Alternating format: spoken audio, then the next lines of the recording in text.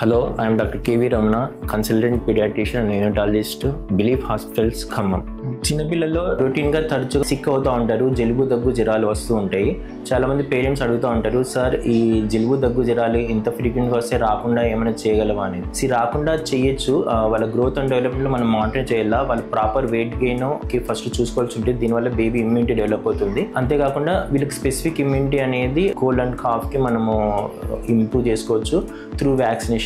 మనకు జలుబుకి సంబంధించింది flu vaccines compulsory వేసుకోవాల్సి వస్తుంది. దీంతో 50% కోల్డ్ కాఫ్లను తగ్గుతుంది. ఫర్దర్ ఇది కోల్డ్ కాఫ్లు నిమ్ముగా కన్వర్ట్ కాకుండా ఉండాలంటే న్యూమోనియా టీకాలు కూడా అవసరం ఉంటుంది.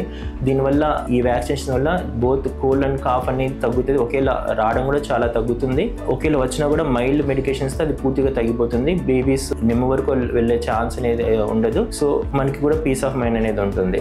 సో ప్రతి ఒక్కరికి ఫ్లూ వ్యాక్సిన్, న్యూమోనియా వ్యాక్సిన్ వేసుకోవడం అయితే అవసరం. Thank you.